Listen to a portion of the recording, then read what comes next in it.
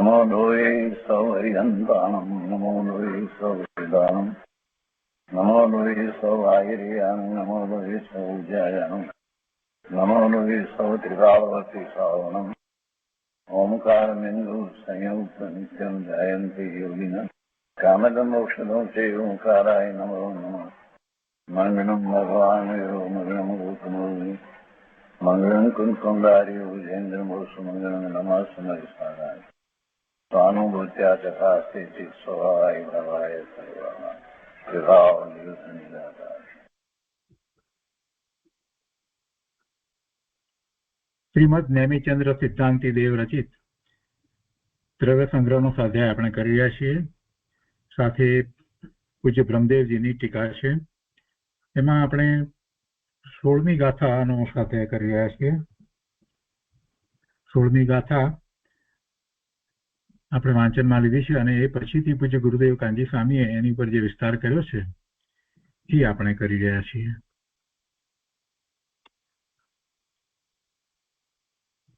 મૂળ ગાથામાં ઉત્કળ દ્રવ્યની પર્યાય એટલે વિભાવ પર્યાય, વિભાવ વ્યંજન પર્યાયની વાત કરવામાં આવી છે અને એ 10 પ્રકારે છે: શબ્દ, બંધ, સૂક્ષ્મ, સ્થૂળ, આકાર, ખંડ, અંધકાર, છાયા, ઉદ્યોત અને આતાપ.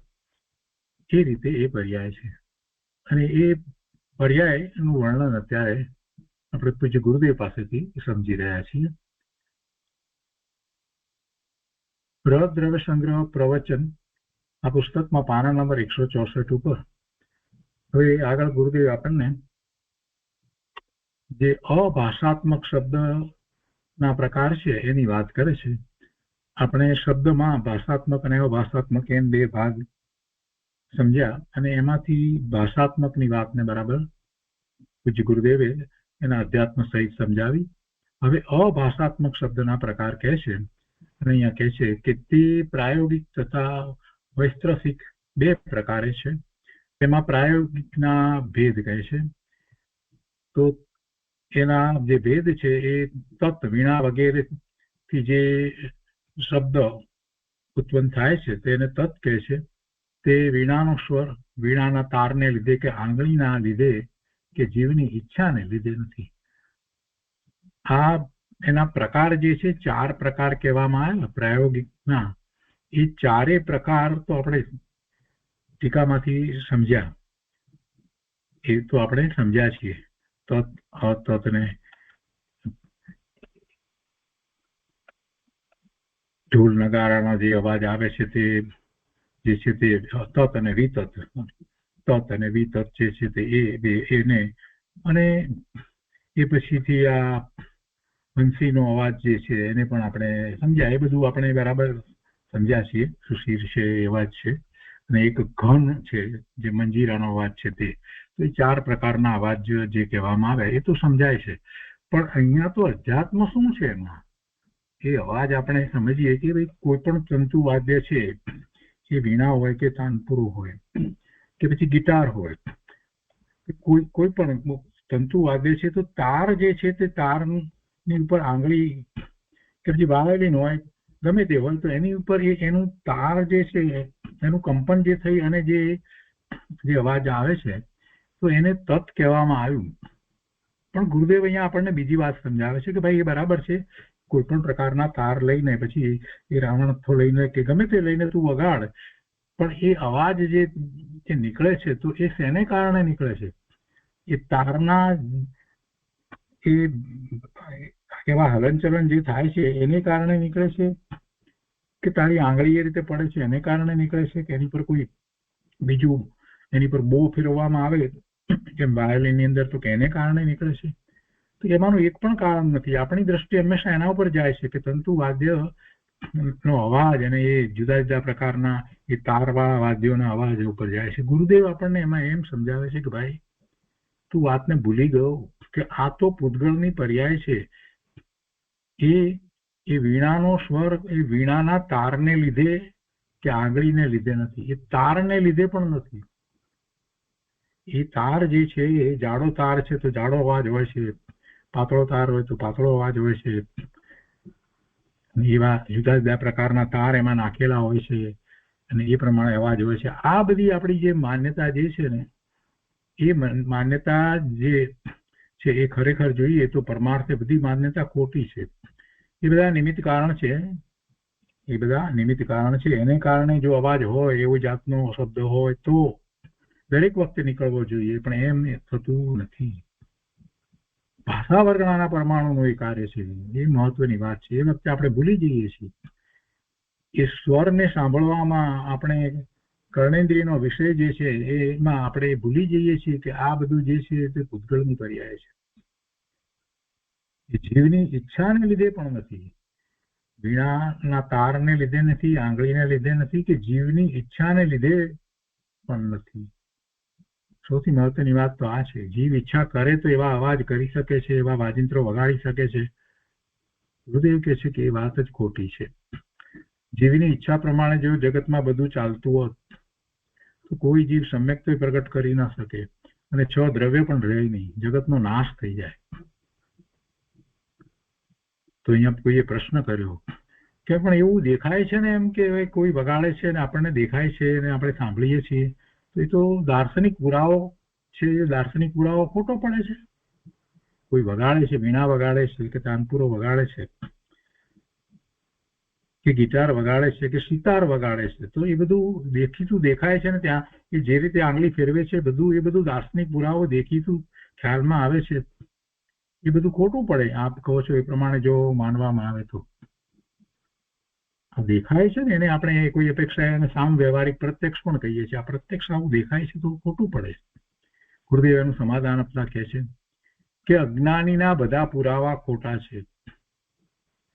જેને ભગવાન આત્માની દ્રષ્ટિ થઈ છે, એની અનુભૂતિ થઈ છે, એવો એક જ્ઞાની, એને આવા કઈ દાર્શનિક પુરાવા સાચા લાગતા નથી. એની દ્રષ્ટિમાં તો એમ જ આવે છે, એની દ્રષ્ટિમાં તો એમ જ આવે છે કે બધું મારા જ્ઞાનનું જ્ઞેય છે, અને આ બધી પર્યાયો જે છે તે ભૂતગળની પર્યાયો છે, એમાં મારે કાંઈ રંજિત થવા જેવું નથી. બાકી અજ્ઞાનીને બધી એમાં વિવિધતાઓ લાગે છે અને એ બધી રીતે પુરવાર કરવા માંગે છે. પણ ગુરુદેવ કહે છે કે ભાઈ તું 6 દ્રવ્ય અને 9 તત્વોનો વિચાર કર તો તને ખ્યાલ આવશે કે અજ્ઞાનીના બધા પુરાવા ખોટા છે. પૂતગળ દ્રવ્ય પોતાના કારણે તત્રૂપે પરિણમે. પૂતગળ દ્રવ્ય પોતે જેવી રીતે તત્રૂપે પરિણમે એટલે કે તંતુ વાદ્ય, તારવાળા વાદ્ય જે છે એમાંથી જે અવાજ નીકળે છે, તો કહે છે કે એવી રીતે ખરેખર તો પૂતગળ દ્રવ્ય પોતે પરિણમે છે. અને એમ નહીં માનતા, એટલે એમાં એ તારથી અવાજ આવે છે એમ નથી કેવું, પણ એ તારનું એ વખતે એવું ઝંઝણાટી થવી, એનું કંપન થવું એ નિમિત્ત કારણ છે. આંગળીનું એ રીતે ઉપર ફરવું કે બહુ એની ઉપર ઘસાવી, એ બધા નિમિત્ત કારણો છે. પણ એ વખતે જે શબ્દ વર્ગણા, ભાષા વર્ગણા, એના પરમાણુ જે છે એની પર્યાય એ રીતે થવા યોગ્ય છે તે થાય છે. પણ એમ નહીં માનતા, પરથી થયું માને છે, તે ભ્રમ છે. એટલે કે એ પેલા વાદ્યથી થયું છે એમ માને છે, એ ભ્રમ છે. વાદ્યમાં રહેવું એને કારણે એ એવા ભાષા વર્ગણાના પરમાણુનું કાર્ય થયું નથી. ભાષા વર્ગણાના પરમાણુ જુદા છે, એનાથી ભિન્ન છે. પછી ગુરુદેવ સામાન્ય ઉદાહરણ આપ્યું છે કે કમળાવાળાને બધી ચીજો પીળી દેખાય તેમ અજ્ઞાની સંયોગથી બાળે છે. અજ્ઞાની સંયોગથી દેખે છે, તેથી તેને બધી વાત ખોટી છે. એટલે સામ વ્યવહારિક પ્રત્યક્ષ તો કયું બરાબર છે, દાર્શનિક પુરાવો કયું બધી વાત બરાબર, પણ એ શેનાથી જુએ છે?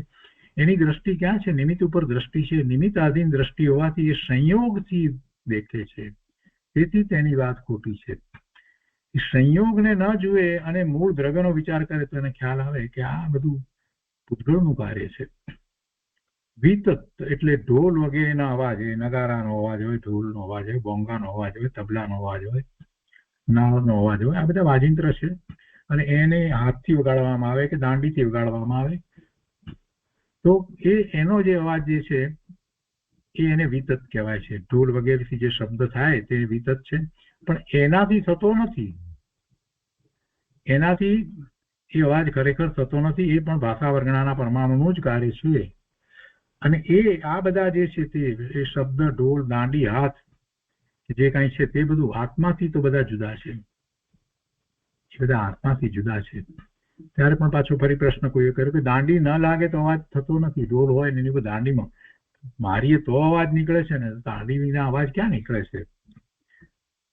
ગુરુદેવ કહે છે કે વિતત રૂપે પરિણમન પૂતગળ દ્રવ્યનું છે, અને એવી નૈમિતિક અવસ્થા પ્રગટે તો દાંડીને નિમિત્ત કહેવાય, ઢોલને પણ નિમિત્ત કહેવાય, એ બધા નિમિત્ત કારણ છે. પણ અવસ્થા જે થઈ છે એ તો પેલા ભાષા વર્ગણાના પરમાણુની થઈ છે, અને નિમિત્ત છે માટે અવાજ નીકળે છે એમ નથી. પણ અવાજ જ્યારે નીકળે છે તો એ વખતે એવું ઉચિત નિમિત્ત હોય છે.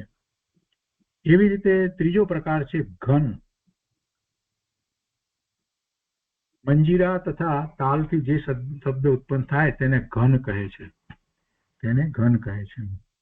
એટલે મંજીરા જે છે તેમાં આમ જોવા જઈએ તો એ ધાતુ છે, એ ધાતુ એક બીજા સાથે એ રીતે અથડાય અને જે અવાજ ઉત્પન્ન થાય એ આપણે એને ઘન કહીએ. જેમ પૂજા વખતે થાળી વગાડવામાં આવે છે તો એ પણ એ જ રીતનો અવાજ છે, અથવા તો બે ડબ્બા આમ અથડાઈ જાય તો પણ એવો જ અવાજ આવે છે. થાળી પર ચમચી મારીએ તો જે અવાજ નીકળે છે એ બધા એ પ્રકારના જે બધા અવાજ છે બધા ઘન, તેને ઘન કહેવામાં આવે છે. તત વિતત અને આ ઘન, તો એ પણ શબ્દ વર્ગના પોતે અભાષાત્મક ઘન રૂપે પરિણમે છે, એ મંજીરાને લીધે નહીં. અને પછી ચોથો પ્રકાર કહે છે સુશીર. સુશીરની અંદર જેમાં હવા ફૂંકવામાં આવે અને જે વાદ્યો જે વાગે છે એમાં એ વાંસળી હોય, સિસોટી હોય કે પીપુડી હોય કે શહનાઈ હોય, એ જે કંઈ હોય એ બધા, કે પછી એવું બ્યુગલ હોય કે જે બેન્ડ વાજાની સાથે જે હોય છે એ બધા, તો એ બધાની અંદર હવા ફૂંકવામાં આવે અને જે અવાજ જે નીકળે છે એ બધાને સુશીર કહેવામાં આવે છે. તો કે છે કે એના નિમિત્તે અભાષાત્મક શબ્દ નીકળે છે. એ ભાષા વર્ગણાના પરમાણુનું કાર્ય છે, અને એ અભાષાત્મક શબ્દ જે નીકળે છે એ એના નિમિત્તે નીકળે છે અને એને સુશીર કહે છે. પણ એ પણ ભાષા વર્ગણાનું જ કાર્ય છે. આ પ્રમાણે 4 પ્રકારના શબ્દોમાં જીવનું નિમિત્ત છે, માટે તેને પ્રાયોગિક કહે છે. કેમ કે આ કરવામાં આવે છે એટલે એને પ્રાયોગિક કહ્યા. વિસ્તૃત એટલે જે સહજ જે થાય છે તે કોઈ કરતું નથી, એ બધા વિસ્તૃત છે. આમાં અભાષાત્મકની વાત ચાલે છે, એમાં 2 મુખ્ય ભેદ કયા ને, અભાષાત્મકના પ્રકારમાં પ્રાયોગિક અને વૈસ્તૃતિક. વૈસ્તૃતિક એટલે જે સહજ રીતે થાય છે એ, તો આ પ્રાયોગિક તો જે કરવામાં આવે છે અને એના 4 ભેદ કયા. અને હવે વૈસ્તૃતિકના અવાજો માટે અહીંયા કહે છે કે સ્વાભાવિક ઉત્પન્ન થતા શબ્દો વૈસ્તૃતિક છે. એની પહેલા એક વાત અહીંયા ગુરુદેવ કહી કે આ પ્રમાણે 4 પ્રકારના શબ્દોમાં જીવનું નિમિત્ત છે, માટે તેને પ્રાયોગિક કહે છે. પ્રાયોગિક એટલા માટે કહેવામાં આવે, અને જીવના પ્રયોગના લીધે શબ્દો નીકળતા નથી. પ્રાયોગિક કહ્યું એટલે શબ્દથી આપણને એમ લાગે કે એવો જીવ પ્રયોગ કરે ત્યારે એ નીકળે, તો કે છે કે એને કારણે નીકળતા નહીં, જીવના પ્રયોગને લીધે શબ્દો નીકળતા નથી. જો તેમ હોય તો જીવ અને પૂતગળ સ્વતંત્ર રહેતા નથી. હવે વૈસ્તૃતિકની વાત કરતા કહે છે કે સ્વાભાવિક ઉત્પન્ન થતા શબ્દોને વૈસ્તૃતિક કહે છે. જેમ કે મેઘ ગર્જના તેવી એવા અવાજ આવે કે પાણીના ખળખળ અવાજ નદીના વહેણની અંદર એવા અવાજ આવે છે, કે પથ્થરની શિલા ઉપરથી નીચે આમ પડે છે ને જે અવાજો આવે છે, એ બધા અવાજો જે છે તે એ અવાજોનું કોઈ કરતા નથી, એનો કરતા ઈશ્વર પણ નથી. અને પૂતગળ દ્રવ્યની જે અવસ્થા થાય છે તો એ અવસ્થા એ વખતે થઈ એટલે એનાથી અવાજ થયો એમ પણ નથી. એ વખતે પણ પેલા ભાષા વર્ગણાના પરમાણુ જે આપણે કહીએ છીએ એનું જે કાર્ય છે, એમ નથી કે એ વાદળા ભેગા અથડાયા એટલે વાદળાનું એ કાર્ય છે, એમ નથી. મેઘ ગર્જનામાં વાદળ અથડાય અને જે અવાજ ઉત્પન્ન થાય, વીજળી થાય, તો કે એનું એ કાર્ય નથી. આપણે વિજ્ઞાનમાં એવું ભણીએ છીએ અને અહીંયા કહે છે કે એ કાર્ય બીજા પૂતગળનું છે. એ વાદળા જે છે એ જુદા પૂતગળ છે અને ભાષા વર્ગણાના પૂતગળો જુદા છે. એ કાર્ય એ વખતે ભાષા વર્ગણાના પૂતગળનું જે થવા યોગ હતું એ જ થાય છે. આગળ કહે છે કે હવે વિશેષ વાત બતાવે છે કે આત્મા શબ્દથી રહિત છે તેવા શુદ્ધ ચૈતન્ય સ્વભાવના શ્રદ્ધા જ્ઞાન ચૂકે તેને કર્મ બંધન થાય છે. પોતામાં સુખ નહીં માનતા જે મનોજ્ઞ તથા અમનોજ્ઞ, જે મનને ગમે તેવા અને મનને ન ગમે તેવા પાંચેય ઇન્દ્રિયના વિષયોમાં આસક્તિ કરે છે, તે જીવ સુસ્વર તથા દુસ્વર નામ કર્મનું ઉપાર્જન કરે છે. નામ કર્મની એવી પ્રકૃતિ છે, સુસ્વર અને દુસ્વર, અને એને કારણે એનો એવો અવાજ હોય છે, મધુર અવાજ હોય કે કર્કશ અવાજ હોય. તો એ નામ કર્મની પ્રકૃતિ છે, અને એ કર્મનો જ્યારે ઉદય હોય છે તો તેને જીવને જે અવાજ જે હોય છે તે એવો હોય છે, પણ એ કઈ જીવનો અવાજ નથી.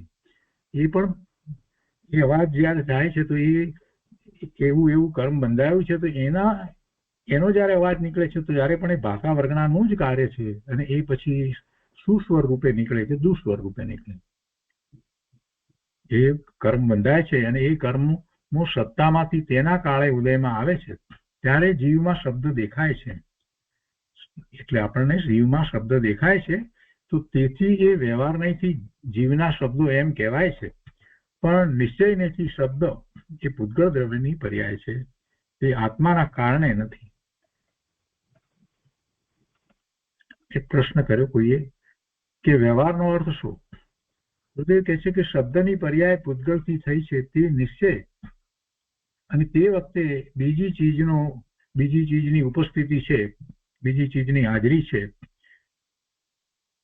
એ યોગ નિમિત્ત હોય તો એનું જ્ઞાન કરાવવામાં આવે એને વ્યવહાર કહેવાય. પરથી શબ્દ થાય એમ માનવામાં આવે તો વ્યવહાર અને નિશ્ચય એ બંને એક થઈ જાય. એટલે વસ્તુ સ્વરૂપ એમ નથી. જેનાથી જે થાય છે, જેની પર્યાય છે, એને જ ઉપાદાન કારણ માનવું, એ સિવાય બીજા, એના સિવાય પર, એટલે કે ભાષા વર્ગણાના પરમાણુ સિવાય એના સિવાય બીજા પર, એ પરની અંદર જીવ પણ આવી ગયો, એનાથી કોઈથી એ શબ્દ થતો નથી. જો એનાથી થાય એમ માનવામાં આવે, જીવથી થાય એમ માનવામાં આવે, કે ઢોલથી થાય કે કોઈ પણ રીતે જે માનવામાં આવે, તો પછી નિશ્ચય અને વ્યવહાર બે એક થઈ જાય છે. એવું તો વસ્તુનું સ્વરૂપ નથી. હવે આગળ અહીંયા સમજાવે છે કે અજ્ઞાનીને આ વાત બેસતી નથી. તેથી તે પ્રશ્ન કરે છે કે અમો નિમિત્ત છીએ તો ભાષા થાય છે ને? ભાષા કેમ થાય છે? અમે છીએ તો ભાષા થાય છે ને? તો એનું સમાધાન આપતા ગુરુદેવ કહે છે કે ના, ભાષાનું અસ્તિત્વ ભાષામાં છે, જીવમાં નથી. જીવનું એ કાર્ય નથી, એ કર્તવ્ય નથી જીવ કે જીવ ભાષા કરે. જીવમાં કોઈ એવો ગુણ નથી કે ભાષા કરે. જીવના અસ્તિત્વને લીધે એ નથી. ભાષા થાય ત્યારે બીજી ચીજ નિમિત્ત કહેવાય છે, અને એનું નિમિત્તનું જ્ઞાન કરાવવા માટે આ આખો વિસ્તાર કરીને આપણને સમજાવવામાં આવ્યું કે આવી ભાષા જે થાય છે, જે જુદા જુદા પ્રકારે, ત્યારે એ બધા નિમિત્ત છે. એ વાંસળી હોય કે પછી વીણા હોય કે પછી વાદળા હોય, જે બધા જે છે તે નિમિત્ત છે. જે દરેક વખતે કે પછી જીવ પોતે બોલે છે, ભાષા કરે છે, એ બધું જે કહેવામાં આવ્યું. અને એ સિવાય અક્ષરાત્મક અને અનક્ષરાત્મક ભાષા જે લેવામાં આવી, તો એમાં પણ જે અનક્ષરાત્મકમાં પણ જે બે ઇન્દ્રિયથી માંડી અને અસંગની પંચેન્દ્રિય સુધીની જે છે તે જે અક્ષરાત્મક નથી એવી ભાષાઓ, તો એમાં એ નિમિત્ત નથી. એ નિમિત્ત નથી. એ નિમિત્ત માત્ર છે, એ ભાષા કરતા નથી. સર, એમાં પણ એ બે ઇન્દ્રિયથી પંચેન્દ્રિય જે છે એ કઈ ભાષા કરે છે એવું નથી. અને એવી જ રીતે ઓમકાર ધ્વનિમાં એકાક્ષરી જે છે અથવા તો અનાક્ષરી કહેવામાં આવી છે, તો એમાં તીર્થંકર પરમાત્મા, કેવળી પરમાત્મા જે છે એ નિમિત્ત કારણ કહેવાય, પરંતુ એ પોતે ભાષા કરતા નથી. દરેક જગ્યાએ જે આપણને ભાષા કરતું, જેના દ્વારા ધ્વનિ ઉત્પન્ન થાય છે એવી આપણી માન્યતા છે, એ બધી જ માન્યતા ઉપર ગુરુદેવે અહીંયા પાણી ફેરવી દીધું. કહી દીધું કે એ બધું પરમાર્થે તો ખોટું છે, એના કારણે થતું નથી. એ બધા પણ બીજી રીતે જોવા જઈએ તો એ બધા પૂતગળ છે. તો એ બીજા બધા પૂતગળો જે છે એને કારણે આ નથી થતું. આના પૂતગળો જુદા છે. આ પૂતગળો જે ભાષા વર્ગણાના પૂતગળો જે છે એ જુદા છે. એટલે એક પ્રકારના પૂતગળો જે છે એ બીજા એ પણ ભાષા કરતા નથી.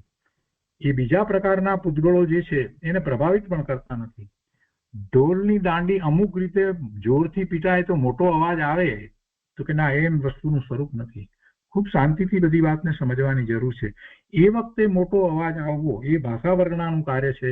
એમ નથી કે ઢોલ ઉપર દાંડી જોરથી પીટાય એટલે, અને ધીમેથી પીટાય એટલે ધીમો અવાજ આવ્યો, તો કે એમ નથી. કેમ કે એમાં બીજું પૂતગળ છે. એ ઢોલ દાંડી એ બધું બીજું પૂતગળ છે, અને જે અવાજ જે નીકળ્યો છે એ જુદું પૂતગળ છે. તો એની ઉપર પેલું પૂતગળ જે છે એ કાંઈ પ્રભાવ પાડતું નથી. એ પેલું પૂતગળ બીજું જુદું છે. ઢોલ દાંડી એ બધા પૂતગળ જે છે એ જુદા છે, એના એ પણ સ્કંદ છે. અને અહીંયા ભાષા વર્ણનાનું જે કાર્ય થાય છે એ જુદા પૂતગળનું છે. તો આ પૂતગળ આની ઉપર કોઈ પ્રભાવ પાડે છે એમ પણ વસ્તુનું સ્વરૂપ નથી. એના નિમિત્તે આપણે કહીએ છતાં પણ છેવટે જે કાર્ય તો તે વખતે જે થવા યોગ્ય છે તે જ થાય છે.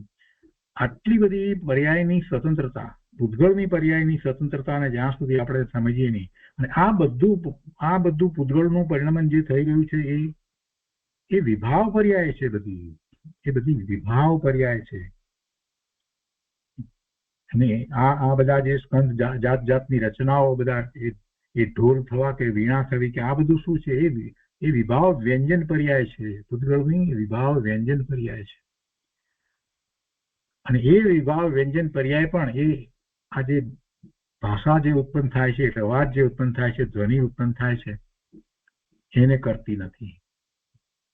એટલી બધી સ્વતંત્રતા બતાવવામાં આવી છે. જ્યારે આવી પૂતગળની સ્વતંત્રતા, પૂતગળ પરમાણુની સ્વતંત્રતા, પૂતગળ પરમાણુના સ્કંદની સ્વતંત્રતા, એ બધું જ્યારે સારી રીતે સમજાઈ જાય છે તો પછી જીવને કોઈ અભિમાન રહેતા નથી. કરી આટલું બધું ઢોલની દાંડી જે છે એ એવો અવાજ ઉત્પન્ન કરવાનું કારણ નથી, તો પછી હું તો એનાથી ક્યાંય દૂર રહી ગયો. પેલા તો બંને પૂતગળ હતા તોય એકબીજાનું કઈ કાર્ય નથી કરતા, તો હું તો ચેતન એવો ભગવાન આત્મા એનાથી ક્યાંય દૂર રહી ગયો. અને હું શું માનીને બેઠો છું? આ જગતના બધા પદાર્થોના કાર્યો હું કરું છું.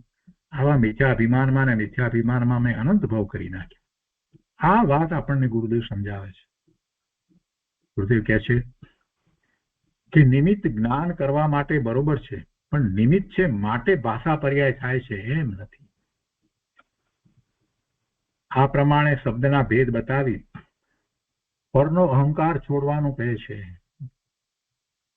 શબ્દો તેના કારણે પરિણમે છે અને આત્મા જ્ઞાન સ્વરૂપ છે એમ ભેદ જ્ઞાન કરવું તે ધર્મ છે. એટલી સરસ વાત ગુરુદેવ આમાંથી આપણને સમજાવી દીધી. નહીતર આપણે તેના ભેદમાં જ રહ્યા હોત.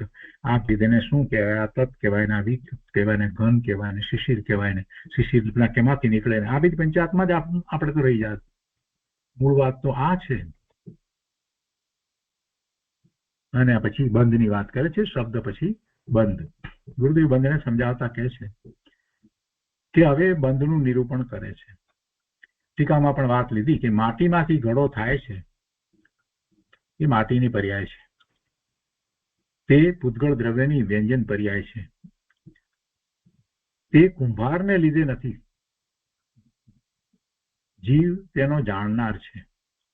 અજ્ઞાની જીવ મારાથી થયો એમ માની, ઘડો મારાથી થાય છે એમ માને અને એ અભિમાન કરે છે. પણ માટી પોતે ઘડા રૂપે થયેલ છે. જ્ઞાનથી કે ઈચ્છાથી તે થયેલ નથી. પોતે જ્ઞાન કરે છે એના સ્થાને એ એમ માને છે કે પોતે ઘડો કરે છે. એટલે પોતાની ઈચ્છાથી ઘડો થયો. પોતાની ઈચ્છા ન હોત તો ઘડો થાત નહીં ને. કુંભારની ઈચ્છા થઈ ત્યારે ઘડો થયો ને. કુંભારને તો ઘણી બધી ઈચ્છાઓ થાય છે. બધી ઈચ્છા પ્રમાણે બધું કાર્ય થાય છે. કુંભાર માંદો પડે છે ત્યારે એ ઈચ્છે છે કે માંદો પડ્યો, એની ઈચ્છા પ્રમાણે બધું થાય છે. જરાક વિચાર કરીએ તો આપણને ખ્યાલ આવે છે કે ના, ઈચ્છા પ્રમાણે નથી થતું. ઈચ્છા જુદી વસ્તુ છે. ઈચ્છા જે છે એ જીવની પર્યાય છે. અને જીવની પર્યાય જે છે એ પણ કેવી ભાવરૂપ પર્યાય છે. એ શુભ ઈચ્છા હોય કે અશુભ ઈચ્છા હોય, કોઈ પણ ઈચ્છા જે છે એ જીવનો ભાવ છે. અને એ એને બંધનું જ કારણ થાય છે. અને એની ઈચ્છા પ્રમાણે બહારમાં કંઈ કાર્ય થતું પણ નથી, છતાં પણ એને તો બંધ પડી જાય છે. ઈચ્છા કરતાની સાથે એને ભાવ બંધ પડે છે. હું જે ઈચ્છા કરું, શુભ ભાવ કે અશુભ ભાવ પ્રમાણેની જે કંઈ ઈચ્છા કરું, એ જ વખતે ભાવ આશ્રવ અને ભાવ બંધ મને તો પડી જાય છે. પછી એ કાર્ય થવું હોય તો થાય, ન થવું હોય તો થાય. કેમ કે કાર્ય મેં જ્યાં ઈચ્છ્યું છે એ મારાથી જુદું છે. એ બીજા દ્રવ્યો વિશે કાર્ય મેં ઈચ્છ્યું છે, તો એ દ્રવ્યનું કાર્ય એના કારણે થવાનું હોય તો થાય, ન થવાનું હોય તો ન થાય. આટલી સાદી સમજ તો આપણને હોવી જ જોઈએ. ગુરુદેવ એ વાત વારંવાર સમજાવે છે કે માટી પોતે ઘડા રૂપે થયેલ છે, જ્ઞાનથી કે ઈચ્છાથી તે થયેલ નથી. કોઈ પ્રશ્ન કરે કે ચાકડો ફેરવે તો ઘડો થાય ને, નિમિત્ત ન હોય તો ક્યાંથી થાય? આ નિમિત્ત આધીન દ્રષ્ટિ અનાદિની જીવને પડી છે. એ ગુરુદેવે આપણને એ નિમિત્ત આધીન દ્રષ્ટિ છોડાવી છે, અને જ્યાં સુધી નિમિત્ત આધીન દ્રષ્ટિ છે ત્યાં સુધી આપણે સાચો પુરુષાર્થ કરી શકતા નથી. આપણને અપેક્ષા રહે છે કે કંઈક થાય તો મને સમ્યક દર્શન થાય. જે આખી દ્રષ્ટિ જે છે એ દ્રષ્ટિ ગુરુદેવે છોડાવી છે કે તું સક્ષમ છો, તને સમ્યક દર્શન થાય તો તારો એ સ્વભાવ છે અને તારો એવો પુરુષાર્થ, અને એ વખતે જે થવાનો કાળ છે તો ત્યારે નિમિત્ત પણ એવું જ હોય. એમાં પરની કોઈ તને અપેક્ષા હોય જ નહીં. પાંચે સંભાય જે છે એમાં મુખ્ય તો તારો જે સ્વભાવ અને તારો પુરુષાર્થ, એવી મુખ્ય વાત છે. તારો સ્વભાવ જ્ઞાન સ્વભાવ છે તો તને સમ્યક દર્શન કેમ ન થાય? તને સમ્યક દર્શન, સમ્યક જ્ઞાન, સમ્યક ચારિત્રના પરિણામ થાય. તારો સ્વભાવ છે, જળનો એ સ્વભાવ નથી, અને તારો એવો જ સ્વભાવ છે અને એવો જ પુરુષાર્થ તું કરે છે, સાચી રીતે પુરુષાર્થ કરે તો તને એવા પરિણામ થાય છે. અને થાય છે જે વખતે થાય છે એને આપણે એમ કહીએ કે કાળ લબ્ધિ પાકી. પણ એમાં નિમિત્તને કારણે થાય છે એમ નથી. દર્શન મુનિએ ગયું માટે થાય છે એવી કોઈ વાત હોતી નથી. તો અહીંયા પણ પાછો ફરીથી કોઈ પ્રશ્ન કરે છે કે આવું નિમિત્ત તો હોવું જોઈએ ને, નિમિત્ત ન હોય તો કેવી રીતે થાય? ચાકડો ફરે તો ઘડો બને ને, નિમિત્ત ન હોય તો ક્યાંથી થાય? આટલી બધી જે નિમિત્ત આધીન દ્રષ્ટિ છે, તો ગુરુદેવ એને છોડાવવા માટે સમાધાન આપતા કહે છે કે નિમિત્ત ન હોય તો એ પ્રશ્ન અસ્થાને છે. જ્યારે કાર્ય થવાનું હોય ત્યારે એ ઉચિત નિમિત્ત હોય. જ્યારે કાર્ય થવાનું છે તો ઉચિત નિમિત્ત હોય. પાંચ સંભાય પૂર્વક જ કાર્ય થાય છે. એટલે નિમિત્ત ન હોય એ પ્રશ્ન જ અસ્થાને છે. એ સમયે જે પર્યાય થવાની છે એ થાય છે તો પાંચે સંભાય પૂર્વક જ હોય છે. ગુરુદેવ કહે છે કે તું જીવ ન હોત તો જાણત કોણ? એક વાક્ય એવું મૂકી દીધું છે ગુરુદેવે અહીંયા, બહુ મોટું મહત્વનું વાક્ય મૂકી દીધું કે આ બધું જગત છ દ્રવ્ય બધાને જાણવા વાળું કોણ જાણત? જો તું જીવ ન હોત તો, એમાં જીવ દ્રવ્ય જે છે એની ચેતના ન હોત તો. જીવ દ્રવ્યને ચેતના છે ને એ બધું જાણે છે, એનો જ્ઞાન સ્વભાવ છે, જ્ઞાનમાં બધું સ્પષ્ટ એને દેખાય છે, ખ્યાલમાં આવે છે. તું એનું જ્ઞાન કરવા વાળો છો. આ બધું તારા જ્ઞાનનું જ્ઞેય છે. નિમિત્ત છે નથી એમ વાત નથી, નિમિત્ત છે ખરું, પણ નિમિત્ત છે માટે ઘડો થાય છે એ મોટી ભ્રમણા છે. ઘડારૂપી નૈમિતિક દશા, કેમ કે નૈમિતિક કેવું છે, નિમિત્તની વાત કરીએ ત્યારે સાથે આપણે એમ જ કહીએ નિમિત્ત નૈમિતિક. તો નૈમિતિક શું છે? નૈમિતિક જે નવી દશા ઉત્પન્ન થઈ એને આપણે નૈમિતિક કહીએ, અને એ દશા જે દ્રવ્યની જે થઈ છે એને આપણે ઉપાદાન કારણ કહીએ છીએ, અને એ એનું કર્તા છે. અને એ વખતે જે ત્યાં હાજર છે અને જે અનુકૂળ છે એને આપણે નિમિત્ત કહીએ છીએ. અને નિમિત્ત એક કરતા વધારે હોય. ચાકડો પણ હોય, લાકડી પણ હોય, કુંભાર પણ હોય, એ બધા નિમિત્ત હોય, એ બધા અનુકૂળ છે, એને આપણે નિમિત્ત કહીએ. પણ ત્યાંથી પસાર થતો કોઈ માણસ હોય કે ત્યાં ઉભો કોઈ માણસ જોતો હોય, ઘડો બનતો હોય, તો એને આપણે નિમિત્ત કહેતા નથી. એટલે એ આ રીતે નિમિત્ત છે. અને નૈમિતિક એટલે ઘડા રૂપી જે પર્યાય થઈ, કોની પર્યાય થઈ? શેની પર્યાય થઈ? એ માટીની પર્યાય થઈ. તો એ નૈમિતિક છે. તો એ પર્યાય જે નવી પર્યાય થઈ એમાં ગુણો જે વ્યાપે છે, એ ઘડાની અંદર ગુણો જે વ્યાપે છે માટીના ગુણો વ્યાપે છે. એ કાર્ય જે છે તે માટીનું કાર્ય છે, અને માટી જ એમાં વ્યાપી રહી છે. ઘડામાં વ્યાપે છે કોણ? કુંભાર નથી વ્યાપતો, માટી વ્યાપે છે. આ બધી વાતને આપણે જયારે સ્પષ્ટ સમજ્યા છીએ તો પછી અધ્યાત્મ સમજવું, પરમાર્થ સમજવો સહેલો થઈ જાય છે. ઘડારૂપી નૈમિતિક દશા, માટીની દશા ને, અને કુંભાર, ચાકડો વગેરે નિમિત્ત ને કાળ ભેદ નથી. જો એક વાત ગુરુદેવ સમજાવી કે એ વખતે જે નિમિત્તો જે છે એનું પોતાનું કાર્ય કરે છે. કુંભારના હાથ તે પણ જોવા જઈએ તો કુંભારના જીવથી જુદા છે, અને એ પણ પૂતગળનો સ્કંદ જે છે એનું હલનચલન જે વખતે જે રીતે થવું કે ચાકડાનું ફરવું, આ બધું જે છે તે જે ઘડો થતો હોય, એ દશા થતી હોય ત્યારે એ જ સમયે એ જ બધું એમ જ થાય. એનું પણ પરિણમન જે થવા યોગ્ય છે તે એમ જ થાય. એટલે એમાં એ સમય થાય છે એટલે કાળ ભેદ નથી. જો નિમિત્ત આવ્યા પછી નૈમિતિક દશા માનવામાં આવે તો બંને વચ્ચે કાળ ભેદ થઈ જાય છે, પણ તેમ છે જ નહીં. એવું નથી, વસ્તુનું સ્વરૂપ એમ નથી. એ જ સમયે જેવી જે દશા થાય છે એ જ સમયે એ બીજા જેને આપણે નિમિત્ત કહીએ છીએ એનું પણ પરિણમન એ જ વખતે એમ જ હોય છે. ઘડો બનવાનો છે એ જ વખતે કુંભારને એવો ઘડો બનાવવાનો વિકલ્પ આવે છે, એવી ઈચ્છા થાય છે. તો એ સાથે બીજા બધા જે નિમિત્ત જે છે એ પણ એ જ વખતે એ જ રીતે પરિણમી રહ્યા છે. એનો કાળ જુદો નથી હોતો. કે છે કે જો નિમિત્ત આવ્યા પછી નૈમિતિક દશા માનવામાં આવે તો બંને વચ્ચે કાળ ભેદ થઈ જાય છે, પણ તેમ છે જ નહીં. બંને એક સમયે છે, બંને એક સમયે છે. આ વાતને આપણે કર્મ ઉપર ઉતારીએ તો આપણને ખ્યાલ આવે છે કે જે સમયે જીવને ભાવ થાય છે, શુભ ભાવ થાય છે, એ જ સમયે ભાવ આશ્રવ થાય છે, ભાવ બંધ થાય છે, ને એ જ સમયે એ દ્રવ્ય કર્મ બંધાય છે. એમ નથી કે ભાવ આશ્રવ થયો, ભાવ બંધ થયો, ચલો હવે એ પ્રમાણેના કર્મને રજકણો આવે, એવું નથી. એના પછીથી એ કર્મના પરમાણુ આવે અને દ્રવ્ય કર્મ બંધાય, એવું નથી. એમાં સમય ભેદ હોતો નથી, એ જ સમયે બધું સાથે થાય છે. અને આ વાત જો મનમાં બેસી ગઈ બરાબર તો ખ્યાલ આવે છે કે દ્રવ્ય કર્મ બંધાય છે. એ દ્રવ્ય કર્મ બંધાય છે તો એક વખતે કોઈ આપણું ભાવ કર્મ જે છે એને ખેંચીને લાવે છે, એવી વસ્તુ સ્થિતિ જો ન હોય તો બધું સ્વતંત્ર જ છે. અને બધું સ્વતંત્ર છે તો પછી દ્રવ્ય કર્મ જે છે એ એના કારણે બંધાયું છે, તો એના કારણે ખરી જાય છે. સામે નિમિત્ત તરીકે જીવને જે ભાવ છે તે ભાવ હોય ખરતી વખતે, એનો ઉદય આવે ત્યારે એ ખરવાનું હોય છે. અને અહીંયા આપણે એમ કહીએ કે ઉદીને નાક જીવ કરે છે તો જીવનો ભાવ છે ને સામે એ ખરી જાય છે. જીવ કેવળ જ્ઞાન પ્રગટ કરે છે તો જ્ઞાનાવરણીય કર્મની બધી પ્રકૃતિ એ વખતે ખરી જાય છે. તો એના કારણે ખરી જાય છે એવો કોઈ વિકલ્પ કરવાની જરૂર નથી. કોઈના કારણે થતું જ નથી. જીવના ભાવ જુદા છે અને પેલા પૂતગળ છે એના ભાવ, એનું પરિણમન એ બધું જુદું છે. એટલે જીવ જીવનું કાર્ય કરે છે, પૂતગળ પૂતગળનું કાર્ય કરે છે, બધું સ્વતંત્ર થાય છે, પણ એ સમય એક જ સમય હોય છે. એટલે આપણે એકબીજા ઉપર એને આપણે ઉપચાર કરીને કહીએ છીએ કે આના કારણે આ થયું ને આના કારણે આ થયું. એટલે એવા સંબંધ જોડવાની આપણી અનાદિની જે ટેવ છે એ ટેવને ભૂલવાની જરૂર છે. ના, કોઈના કારણે કાંઈ કરતું નથી, કોઈના કારણે કાંઈ થતું નથી. બધું સ્વતંત્ર થાય છે. જગત આખું વ્યવસ્થિત સ્વતંત્ર પરિણમી રહ્યું છે. ગુરુદેવ આપણને એ સમજાવી રહ્યા છે. જે કાળ ભેદની વાત જે સમજાવી એ દ્વારા ગુરુદેવને એ આપણને સમજાવવું છે. નિમિત્તને લીધે નૈમિતિક અવસ્થા માનવામાં આવે, નિમિત્તને લીધે નૈમિતિક અવસ્થા માનવામાં આવે તો દ્રવ્યની પર્યાયો પરાધીન થતા દ્રવ્ય પણ પરાધીન માન્યું તે મોટો દોષ છે. તો પછી પેલું દ્રવ્ય જે છે જેની આ અવસ્થા થઈ, નવી નૈમિતિક અવસ્થા થઈ, માટીની જે અવસ્થા થઈ, એને આપણે પરાધીન માન્યું ને એ એક દ્રવ્યને પરાધીન માની તો બધા દ્રવ્યને પરાધીન માનશું તો જીવ દ્રવ્ય પણ પછી પરાધીન કહેવાય. તો ધર્માસ્તિકાયને પણ પરાધીનપણું આવે અને અધર્માસ્તિકાયને પણ પરાધીનપણું આવે.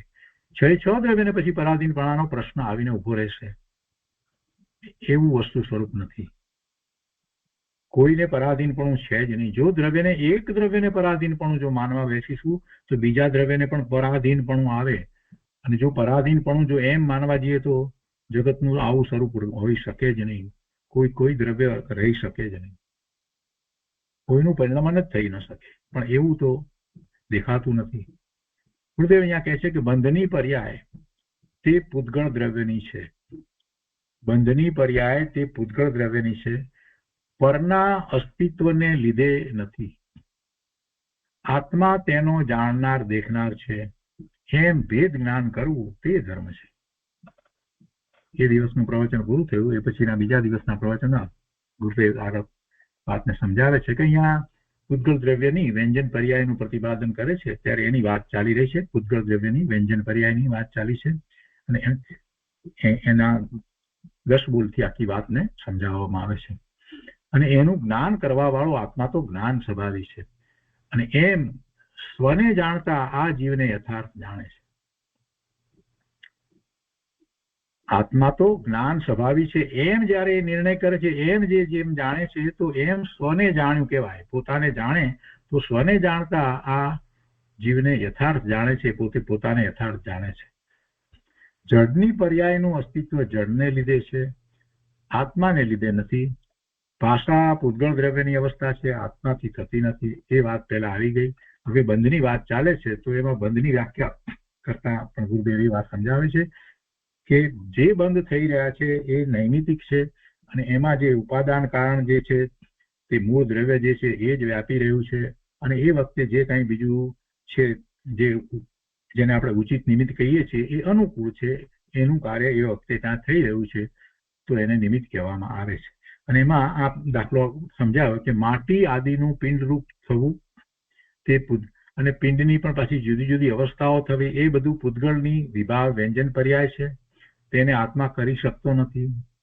લાકડું લાકથી જોડાતું નથી. મકાન લાકડા લાડવા વગેરેની સ્કંદરૂપ બંધ અવસ્થા. આ સ્કંદ થવા એટલે બંધ થયો. એ પરમાણુનો બીજા પરમાણુ સાથે જોડાણ એવો બંધ થયો ને, એટલે એ બંધ. કર્મની અંદર પણ શું થાય છે? કર્મના રજકણો ભેગા થઈ બંધાય છે, એ બંધ. એ કર્મનો બંધ છે. એવી રીતે આ બીજા પરમાણુઓનો બંધ છે. તો આ બંધ અવસ્થા થવી તે પૂતગળની વ્યંજન પર્યાય છે, તે જીવના કારણે નથી. અહીંયા 10 જે કહેવામાં આવી છે એ પૂતગળની વ્યંજન પર્યાયની વાત કરવામાં આવી છે. અજ્ઞાનીને ભ્રમણા થાય છે કે જીવ ન હોય તો આ મકાન આદિ કેવી રીતે થાત. મકાન જીવને લીધે તો થતું નથી, પણ જીવ નિમિત્ત છે માટે થાય છે, એ વાત પણ અહીં કરી નથી. જો આત્માના નિમિત્તપણાને લીધે મકાન, રોટલી, લાડવા વગેરે બનતા હોય, તો આત્માનું નિમિત્ત નીકળી ગયા પછી પણ તે પદાર્થો લાંબો વખત સુધી બંધરૂપ અવસ્થાપણે જોવામાં આવે છે. જો એક બીજી વાત અહીંયા તર્ક દ્વારા ગુરુદેવે સમજાવી છે કે ધારો કે ચલો નિમિત્તને કારણે થયું છે, તો પછી નિમિત્ત જતું રહે ત્યારે પછી છૂટું કેમ નથી પડી જતું? મકાન બન્યું કે રોટલી બની કે લાડવા બન્યા, પછી એ નિમિત્ત ચાલી ગયું. રોટલી બનાવનાર બેન ચાલ્યા ગયા તો રોટલી તરીકે જ રહે છે, લાડવા તરીકે જ રહે છે. જો એ આત્માનું નિમિત્ત હોય તો એ આત્મા ત્યાંથી નીકળી ગયા પછીથી પણ એ પદાર્થો લાંબો વખત સુધી બંધરૂપ અવસ્થા પણ જોવામાં આવે છે ને. એ બંધ તો છે ને. એ લોટના જે પરમાણુઓ જે છે એનો બંધ થયો અને રોટલી બની છે ને આખી, તો એમાં જો કોઈ બેને રોટલી બનાવી છે તો એ બેન ચાલ્યા ગયા પછી પણ પાછી એ બંધરૂપ અવસ્થા રોટલી રૂપે કેમ રહે છે? કેમ પાછા પરમાણુ છૂટા પડીને લોટ નથી બની જતા? ગુરુદેવ આ તર્ક દ્વારા આપણને સમજાવે છે ભાઈ, તો એ માન્યતા છોડી દે. શું કહે છે કે જો આત્માના નિમિત્તપણાને લીધે મકાન, રોટલી, લાડવા વગેરે બનતા હોય, તો આત્માનું નિમિત્ત નીકળી ગયા પછી પણ તે પદાર્થો લાંબો વખત સુધી બંધરૂપ અવસ્થા પણ જોવામાં આવે છે. તે બંધરૂપે રહેવા ના જોઈએ. કડીઓ ચાલ્યા ગયા પછી મકાન વર્ષો સુધી રહે છે. બાઈ હાજર ન હોવા છતાં, બેન હાજર ન હોવા છતાં લાડવા વગેરે બંધરૂપ અવસ્થા પણ જોવામાં આવે છે. જો નિમિત્તના અસ્તિત્વને લીધે નૈમિતિકનું અસ્તિત્વ હોય, તો નિમિત્ત ખસી જતા નૈમિતિક એવા મકાન, લાડવા વગેરેનું અસ્તિત્વ રહેવું ના જોઈએ. એવો બંધ જે થયો છે એમનો, જે પરમાણુનો એ બંધ પછી છૂટો પડી જવો જોઈએ, પણ એમ તો દેખાતું નથી. કડિયા વગેરે નિમિત્તો અલ્પકાળ શરૂમાં દેખાય છે, અજ્ઞાનીની અલ્પકાલીન દ્રષ્ટિ હોવાના કારણે નિમિત્ત ઉપર તેની નજર જાય છે, અને તે ભ્રાંતિ છે. એ એમ માને છે કે કડીઓ મકાન બનાવે છે, પણ એ ભ્રાંતિ છે. પૂતગળો સ્વયં સિદ્ધ બંધરૂપ અવસ્થાને પામ્યા છે, અને એવી સ્વયં સિદ્ધ બંધરૂપ અવસ્થામાં એ રહે છે. ઘણો સમય સુધી રહે છે. નિમિત્ત તો એ વખતે ત્યાં હાજર પણ નથી. મકાન બન્યા પછી કેટલા 50, 60, 100 વર્ષ સુધી પણ એ રહે છે. એ બંધરૂપ અવસ્થામાં એ પરમાણુ રહ્યા છે. જે કડીઓ હતો એનું તો અવસાન થઈ ગયું હોય, પછી પણ એ રહે છે. એટલે એને કારણે છે એમ નથી. એ પૂતગળો સ્વયં સિદ્ધ બંધરૂપ અવસ્થાને પામ્યા છે. પૂતગળો સ્વયં સિદ્ધ પોતાથી એ બંધરૂપ અવસ્થાને પામ્યા છે, એમ અહીંયા તો કહેવું છે. અહીં નિમિત્ત પણ બતાવ્યું નથી, કારણ કે નિમિત્ત અમુક કાળ રહી છૂટી જાય છે, માટે તેને ગણ્યું નથી. પૂતગલનો બંધ કહી દીધો, પછી એ તો રહે છે. પુસ્તક બન્યું તો એમાં પણ પરમાણુ ભેગા થઈને બંધ રૂપે રહ્યા, અને પછી પુસ્તક બનાવનાર જે હતા એ તો કોઈ ત્યાં છે નહીં. પુસ્તક કેટલાય વર્ષો સુધી છે. પુસ્તક હોય કે સોનાનો થાળી હોય કે રોટલી હોય કે ગોળના હોય વગેરે સ્વતંત્ર પૂતગલની વ્યંજન પર્યાય છે. બધી પર્યાય પૂતગલની છે, અને એ વ્યંજન પર્યાય છે, એ વ્યંજન પર્યાય એ એના કારણે છે. આત્મા તેનો કરતા હરતા નથી. આવી અવસ્થા કેમ થઈ એવા પ્રશ્નને અવકાશ નથી. એની અવસ્થા થવાની હતી તો થઈ, આવી અવસ્થા કેમ થઈ એ પ્રશ્નનો વિચાર કરવા જતા એમ જ વિચાર કરવાનો છે કે અવસ્થા થવાનો કાળ હતો અને એ પ્રમાણે થવાની હતી, જ્યારે થઈ એ વખતે ઉચિત જે હાજર હતા અનુકૂળ એને નિમિત્ત પણ કહેવામાં આવે. એ બધી વાત બરાબર છે, પણ એ કાર્ય મારું નથી. એ અવસ્થા જેની થઈ છે તેનું એ કાર્ય છે, અને એ મને કાંઈ સ્પર્શતું પણ નથી, મને કાંઈ પ્રભાવિત કરતું નથી, મારામાં કોઈ ફેરફાર કરતું નથી, મને હિતનું કારણ નથી કે અહિતનું કારણ નથી. એમ કરી અને આ જીવે ત્યાંથી દ્રષ્ટિ પાછી ખેંચી લેવાની છે. જગતના આ પરમાણુઓ જે છે એના નવા નવા સ્કંદ, એની નવી નવી રચનાઓ, આ બધું આપણે જોઈએ છીએ અને આપણે રંજિત થઈ જઈએ છીએ, અને એમાં આપણે સુખની બુદ્ધિ કરીએ છીએ. આ નવી વસ્તુ આવી બજારમાં એટલે એ મને સુખનું કારણ થશે એવી બુદ્ધિ કરીએ છીએ. એ બુદ્ધિ છોડવાની છે. એ બુદ્ધિ છોડવાની છે. એ મને કોઈ રીતે કાર્યકારી થતી નથી. એ મારા જીવનમાં કાંઈ પ્રભાવ પાડી શકતી નથી. મારા પરિણામ મારાથી થાય છે, એ મારા પરિણામ કરતું નથી. અને એટલા માટે જ ગુરુદેવ આ બધી વાત સમજાવે છે કે આત્મા એ જે પરિણામ થઈ રહ્યા છે એનો કરતા હરતા નથી. અને આવી અવસ્થા કેમ થઈ એવા પ્રશ્નને અવકાશ નથી. એવો પ્રશ્ન ભાઈ તું છોડી દે, નહીં તો તું એમાંથી ઊંચો નહીં આવે. તેની પર્યાય તેનાથી થાય છે, બસ એટલી વાતને તું પકડ ને. અને તું કોણ છો? તો તું તો તેનો જાણનાર છો. હું તેનો જાણનાર છું. એ બધું મારા જ્ઞાનનું જ્ઞેય છે. જગત આખું પરિણમી રહ્યું છે, નવી નવી અવસ્થાઓ થાય છે, જગતમાં યુદ્ધ થાય છે, આ થાય છે, તે થાય છે, બધું એ બધી જ અવસ્થાઓ પૂતગલના સ્કંદની જે દેખાય છે, જણાય છે, જે ઇન્દ્રિય જ્ઞાનનો વિષય છે, એ બધું શું છે? એ પર્યાયો જે થવા યોગ્ય છે તે તેના કારણે થઈ રહી છે, અને બધું મારા જ્ઞાનનું જ્ઞેય માત્ર છે. એ પરજ્ઞેય છે. મારા જ્ઞાનનું જ્ઞેય છે, છતાં પણ એ તો પરજ્ઞેય છે. અને એમાં હું જ્યાં સુધી રોકાઈ રહ્યું છું ત્યાં સુધી મારો ઉપયોગ સ્વ તરફ વળતો નથી. એનો હું જાણનાર છું, પણ એ જાણવામાં જ રોકાઈ રહેવાની મારે જરૂર નથી. એવું થયા જ કરે છે, થયા જ કરે છે, થયા જ કરે છે, થયા જ કરે છે. ક્યાં સુધી હું એને જાણ્યા કરીશ? પરનું જ્ઞાન હું ક્યાં સુધી કરું? ક્યારે એનો પાર આવે? એનો પાર આવવાનો જ નથી.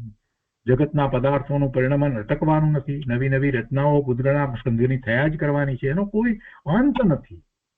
તો પછી એના જાણનાર તરીકે હું બેસી રહીશ અને આ ભવને આમને આમ જ ગુમાવી દઈશ? એને જાણીને મારે શું કામ છે? ઠીક છે તો છે, ભલે રહ્યું. નવી રચનાઓ થાય છે તો ભલે થઈ. હું કોણ છું? મારે તો મને જાણવો છે. આવો જે નિર્ણય કરે છે એ જ સાચો સાધક છે. હું એનો જાણનાર છું. તે સંબંધી મારું જ્ઞાન પણ મારાથી થાય છે એમ સમજી ભેદ જ્ઞાન કરવું તે ધર્મ છે. અને આ જ્ઞાન જે થાય છે એ પણ મારું જ્ઞાન એ પેલા પરદ્રવ્યની નવી નવી પર્યાયો જે થઈ એને કારણે નથી થતું. મારો તો જ્ઞાન સ્વભાવ છે. અને એમ સમજી અને એ બધાથી પોતે જુદો ભગવાન આત્મા છે એવું ભેદ જ્ઞાન કરવું એનું નામ ધર્મ છે. આગળ કહે છે કે હવે કર્મ તથા નો કર્મ શરીર રૂપ બંધ છે. નો કર્મ એટલે આ શરીર, મન, વાણી, જે દ્રવ્ય, મંદ્ર, વાણી વગેરે જે છે એની વાત આપણે કરીએ છીએ તે એ બધું નો કર્મ. હવે કર્મ તથા નો કર્મ રૂપ બંધ જે છે તે જીવ તથા પૂતગલના સંયોગથી છે. તો તેની વાત કરે છે. પહેલા કર્મની વાત લઈએ તો એમાં કહે છે કે જ્ઞાનાવર્ણીય, દર્શનાવર્ણીય આદિ 4 ઘાતી કર્મ અને 4 અઘાતી કર્મ એમ મુખ્ય 8 અને કુલ પેટા પ્રકૃતિ સાથે 148 કર્મની પ્રકૃતિ આપણે જાણીએ છીએ. તો આદિ 8 કર્મો તથા શરીર તે પૂતગલની અવસ્થા છે. શરીર કહેતા એમાં મન પણ આવી ગયું, ઇન્દ્રિયો પણ આવી ગઈ, બધું આવી ગયું. તો કહે છે કે એ બધી પૂતગલની અવસ્થા છે. આત્માએ કર્મ બાંધ્યા નથી, તેમજ આત્મા શરીરનું કાંઈ પણ કરી શકતો નથી. કર્મ અને નો કર્મ રૂપ બંધ પૂતગળની વિભાવ વ્યંજન પર્યાય છે. આત્મા પૂતગળની વિભાવ વ્યંજન પર્યાય કરી શકતો નથી. એટલે દ્રવ્ય કર્મ જે બંધાવાની વાત જે છે એ આત્મા કરતો નથી, પણ વ્યવહારથી એવું કહેવામાં આવે છે કે દ્રવ્ય કર્મ આત્મા બાંધે છે. કેમ કે એના એ ભાવ જે થયા છે એ જે ભાવ બંધ છે એ એમાં નિમિત્ત કારણ છે, પણ છતાંય એ કાર્ય છે તે પૂતગળનું છે. એ પૂતગળની વિભાવ વ્યંજન પર્યાય છે. એક નવ કર્મ જે છે શરીર વગેરે અને કર્મ નાના વગેરે જે કર્મ એ બંને એ પૂતગળની વિભાવ વ્યંજન પર્યાય છે. આત્મા તેનો જાણનાર દેખનાર છે, પણ કરતા હરતા નથી. આગળ કહે છે કે ઘટ વગેરેના બંધથી કર્મ શરીર વગેરેના બંધને જુદો બતાવવાનું કારણ એ છે કે ઘડા મકાન આદિમાં કુંભાર કડિયા વગેરે નિમિત્ત અમુક કાળ ઉપસ્થિત દેખાય છે, પણ મકાન જ્યાં સુધી ટકે ત્યાં સુધી તેનું નિમિત્ત સદાય ઉપસ્થિત દેખાતું નથી. જ્યારે આ જે બીજાની બધી વાત કરી, આ મકાનની વાત કે એ બધી વાત કરવામાં આવી, એના કરતા જે કર્મની વાત છે એ જુદી કેમ છે એ વાત ગુરુદેવ આપણને કહે છે કે એમાં તો પેલું નિમિત્ત હતું એ તો પછી રહેતું નથી, નિમિત્ત ન હોય તો પણ મકાન ઊભું રહે છે. એ વાત કરતા અહીંયા જે વાત છે જરાક જુદી છે. જીવ અહીંયા કર્મ અને નો કર્મની સાથે જે છે તો જીવ છે, એની સાથે જીવ રહ્યો છે.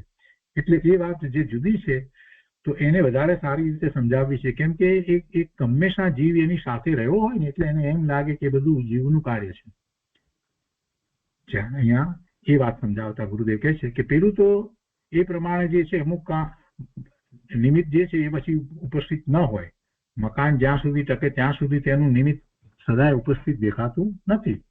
જ્યારે કર્મ અને નો કર્મરૂપી અવસ્થા, કર્મ અને નો કર્મરૂપી અવસ્થા જીવનું, એવી અવસ્થાની અંદર જીવનું નિમિત્તપણું સદાય ઉપસ્થિત દેખાય છે. કર્મ છે ને કર્મ બદલાય છે, એનું ખરી જવું, નવા બંધાવું, આ બધું જે થઈ રહ્યું છે એ વખતે જીવ તો ત્યાં છે જ ને, જીવ તો છે. એ જ રીતે નો કર્મ શરીરની અંદર જે ફેરફારો થાય છે ત્યારે તેમાં જીવ છે, એટલે એ સાથે દેખાય છે. એટલે જ જીવ ભૂલ ખાઈ જાય છે. એટલે જીવ ભૂલ ખાઈ જાય છે. સદાય એ પોતે એની સાથે છે. બીજી રીતે કહીએ તો જીવની સાથે આ કર્મ ને નો કર્મ છે, એટલે જીવ એમાં ભૂલ કરે છે કે જાણે કે મારા છે, એ મારું કાર્ય છે, હું એનો કરતા છું, હું એનો ભોગતા છું. ગુરુદેવ એ વાત આપણને સમજાવે છે કે કર્મ અને નો કર્મ રૂપી અવસ્થામાં એ પણ પૂતગળની જ અવસ્થા છે. એ પણ પૂતગળની કેવી અવસ્થા છે? વિભાવ વ્યંજન પર્યાય છે. તો એમાં જીવનું નિમિત્તપણું સદાય ઉપસ્થિત દેખાય છે. તેથી કર્મ અને નો કર્મના બંધને જુદો પાડ્યો છે. એટલે પેલા કરતા અહીંયા જુદું છે એ બતાવવામાં આવ્યું છે. પહેલા ગુણસ્થાનથી 14મા ગુણસ્થાન સુધીના બધા જીવને શરીર અને કર્મ સાથે નિમિત્ત નૈમિત્તિક સંબંધ રહેલો છે. કર્મ અને શરીરની બંધરૂપ અવસ્થા, કર્મ અને શરીરની બંધરૂપ અવસ્થા પૂતગળ દ્રવ્યના કારણે થાય છે. તે નૈમિત્તિકને જે અવસ્થા થઈ એ બધી નૈમિત્તિક છે. શરીરની અવસ્થાઓ કે કર્મની અવસ્થાઓ એ નૈમિત્તિક છે, અને જીવની તેમાં સંયોગ રૂપે સદાય હાજરી છે. તે નિમિત્ત, આમ નિમિત્ત નૈમિત્તિક સંબંધ એટલે નિમિત્ત તરીકે જીવની હાજરી છે. તે નિમિત્ત સંયોગ રૂપે એ વખતે જીવ ત્યાં છે. જ્યારે કર્મ બંધાય છે ત્યારે એ વખતે જીવ છે, અને શરીરમાં જે ફેરફારો થઈ રહ્યા છે ત્યારે પણ એ જીવ છે. એટલે એનો સંબંધ લેવો છે ને, એ બતાવવું છે ને. તો એમાં જે પરિણામ જેના થઈ રહ્યા છે એ તો પૂતગળના જ પરિણામ છે. અને એમાં સંયોગ રૂપે જે હાજર છે તે જીવ છે. તો જીવને શું કહેવાય? જીવને નિમિત્ત કહેવાય. જીવ નિમિત્ત છે. અને નૈમિત્તિક શું છે? તો કે કર્મ જે છે એ નૈમિત્તિક છે, શરીર છે એ નૈમિત્તિક છે. એ અવસ્થાઓ જે થઈ એ નૈમિત્તિક છે. એ પૂતગળની અવસ્થાઓ નૈમિત્તિક છે. અને એમાં સંયોગ રૂપે સહાય બદલે અહીંયા સદાય કહીએ હોવું જોઈએ. સદાય, પહેલા સદાય મૂક્યો છે. તો તેમાં સંયોગ રૂપે સદાય હાજરી જીવની હોય છે. એના પરિણામ જે થઈ રહ્યા છે ત્યારથી, તો એ નિમિત્ત છે. એ જીવ છે તે નિમિત્ત છે. આમ નિમિત્ત અને નૈમિત્તિક સંબંધ બન્યો રહેતો હોવાથી આ બંધને જુદો પાડેલ છે. આ બંનેને જરા જુદી રીતે પેલા જે કુંભારના ને કડિયાના જે બધા ઉદાહરણ આપ્યા એના કરતા એનાથી આને જુદો પાડી અને વાત સમજાવવામાં આવી છે. પણ તેથી કરીને આત્મા કર્મની તેમજ શરીરની અવસ્થાને કરી શકે છે એવો એનો અર્થ નથી. આત્મા એ વખતે નિમિત્ત જ છે. આત્મા એ વખતે નિમિત્ત જ છે. પણ ફેર એટલો છે કે પેલામાં એ નિમિત્ત ચાલ્યું ગયું હોય છતાં પણ એ અવસ્થા ટકી રહેતી હતી એટલે એને જુદું પાડ્યું. જે ઘડો વગેરે મકાન વગેરેની વાત હતી. જ્યારે અહીંયા કર્મ ને શરીર એ પણ પૂતગળના જ પરિણામ છે, પૂતગળની જ અવસ્થાઓ છે અને એમાં સાથે જીવ રહ્યો છે એટલે એ અવસ્થાઓને એ અવસ્થાઓ જે બદલાય છે એને જીવ છે તે નિમિત્ત કારણ છે અને એ સાથે રહ્યો છે એટલે આ વાત જે છે એ પેલાથી જે રીતે જુદી પડે છે. પણ એનો અર્થ એવો ન કરવો, ગુરુદેવ કહે છે કે પણ તેથી કરીને આત્મા કર્મની તેમજ શરીરની અવસ્થા કરી શકે છે એવો એનો અર્થ ન સમજવો. આત્મા ધ્યાન રાખે તો શરીર નિરોગ રહે તેમ બનતું નથી. શરીર જેવું રહેવું હોય તેવું રહે છે. આત્મા તેનો જાણનાર દેખનાર છે.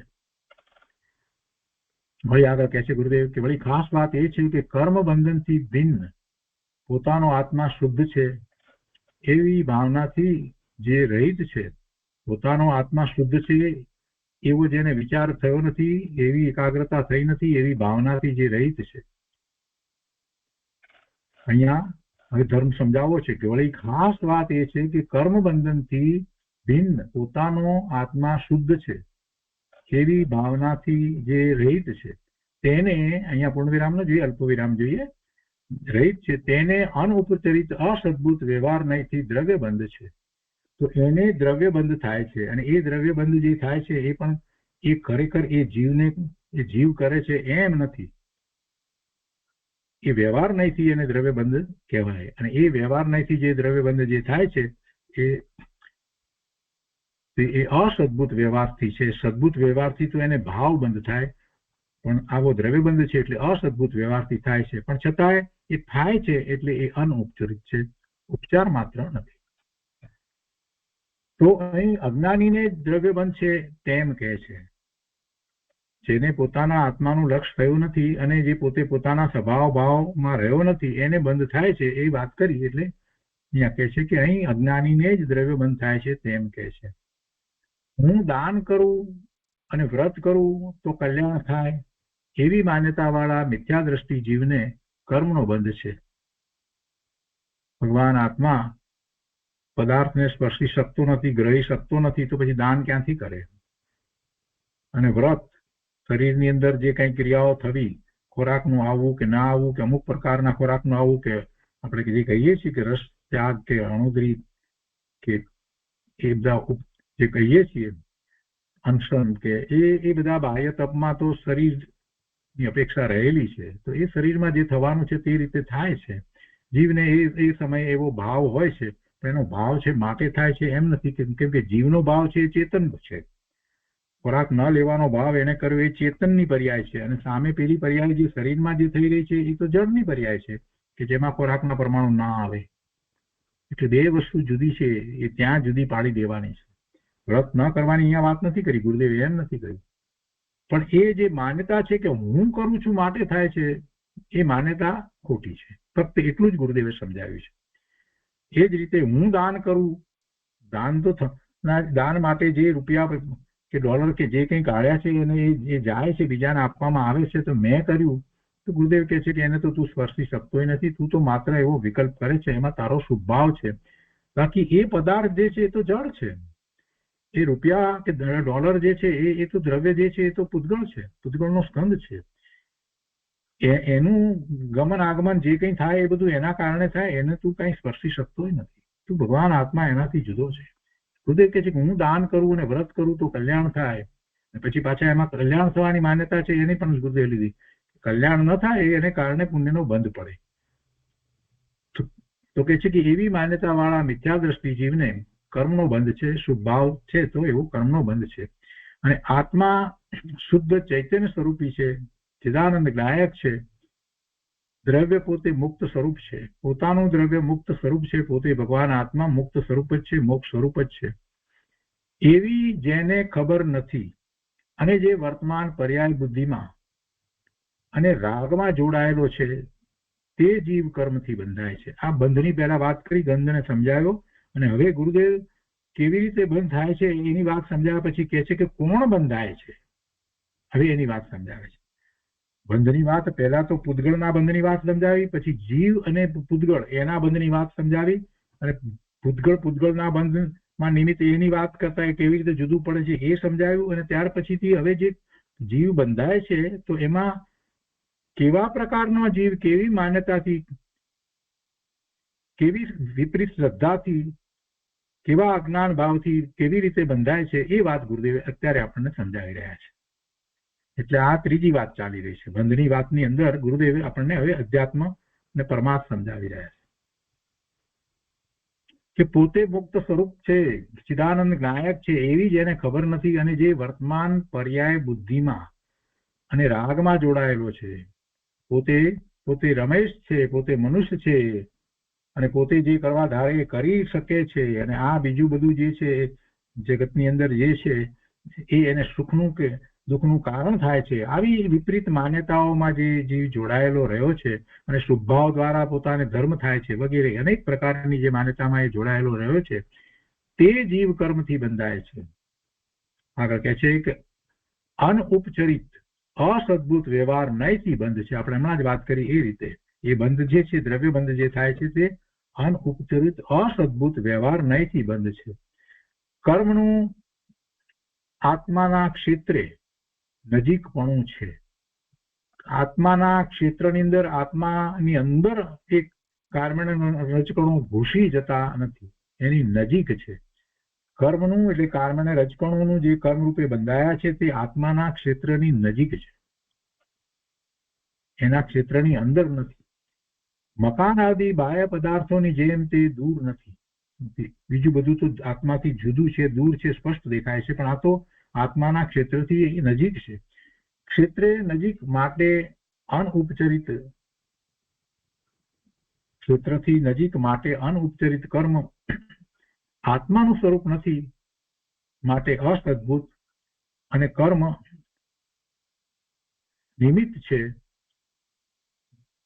માટે વ્યવહાર, એમ અનઉપચરિત અસદભૂત વ્યવહાર નહીંથી અજ્ઞાનીને દ્રવ્ય બંધ પડે છે. નજીક છે એટલે છે એવું થાય છે, ક્ષેત્રની નજીક છે એટલે અનઉપચરિત છે કર્મ, અને આત્માનું એ સ્વરૂપ નથી, આત્માના ગુણને લીધે એ થતું નથી, એટલે જે વ્યવહાર કહેવામાં આવ્યો તો એ અસદભૂત છે અને એ નિમિત્ત છે. અસદભૂત અને કર્મ જે છે તે નિમિત્ત છે માટે વ્યવહાર, એટલે એનો જે ભાવ જે છે, જીવનો ભાવ જે છે તે એમાં નિમિત્ત છે, એને જે ભાવ કર્યો તે એટલા માટે એ વ્યવહાર કહેવામાં આવ્યો. આત્માના ગુણને અનુસરીને નથી એટલે વ્યવહાર કહેવામાં આવ્યો. અને અનઉપચરિત અને એ અસદભૂત કહેવામાં આવે કેમ કે આત્માનું સ્વરૂપ નથી, એટલે એમ એ અનઉપચરિત અસદભૂત વ્યવહાર નહીંથી અજ્ઞાનીને બંધ, દ્રવ્ય બંધ છે. એટલે દ્રવ્ય બંધને અનઉપચરિત અસદભૂત વ્યવહાર નહીંથી જીવને છે એમ કહેવામાં આવે. જીવને દ્રવ્ય બંધ છે, દ્રવ્ય કર્મનો બંધ છે તો હા છે. કઈ રીતે છે તો કે વ્યવહાર નહીંથી છે. કેવા વ્યવહાર નહીંથી છે તો કે અસદભૂત વ્યવહાર નહીંથી છે, એટલે ખોટા વ્યવહાર નહીંથી. વ્યવહાર રહે સાચો નથી. જે ભાવબંધ જે છે એને એમ કહી શકે કે જે કહેવામાં આવ્યો છે તો એ ભાવબંધને તો અશુદ્ધ નિશ્ચય નહીંથી કહેવામાં આવ્યો છે, અને એને કદાચ કોઈક અપેક્ષાએ એમ પણ કહી શકાય કે સદભૂત વ્યવહાર નહીંથી છે. પણ અહીંયા તો એ વ્યવહાર પણ ખોટો છે, કેમ કે જીવની પર્યાયમાં નથી, એ જીવથી જુદું છે, અને છતાં એ નજીક છે જીવની, એટલે અનઉપચરિત છે, એટલે અનઉપચરિત. આગળ કહે છે કે અહીં અજ્ઞાનીને દ્રવ્યબંધ કયો છે, જ્ઞાનીને દ્રવ્યબંધ નથી. જ્ઞાનીને દ્રવ્યબંધ નથી. સમયસાર ગાથા 100માં કહ્યું છે કે જ્ઞાની નવા કર્મમાં નિમિત્ત નથી, અજ્ઞાની નવા કર્મમાં નિમિત્ત છે. જ્ઞાની જીવ સ્વભાવની અધિકતા રૂપે પરિણમતો અબંધ છે. અને ચોથા ગુણસ્થાનથી આ વાત જ્યારે કરવામાં આવી છે તો એને એક અપેક્ષાથી કહેવામાં આવી છે અને એ બધી વાત સૂક્ષ્મ વાત આપણે આવતા સ્વાધ્યાયમાં લઈશું. જ્ઞાનીને દ્રવ્યબંધ નથી એ કઈ રીતે કઈ અપેક્ષાથી કહેવાયું છે એ વાતને આપણે વધારે સારી રીતે સમજવાની છે. તો આજનો સ્વાધ્યાય આપણે અહીંયા સુધી રાખીએ છીએ.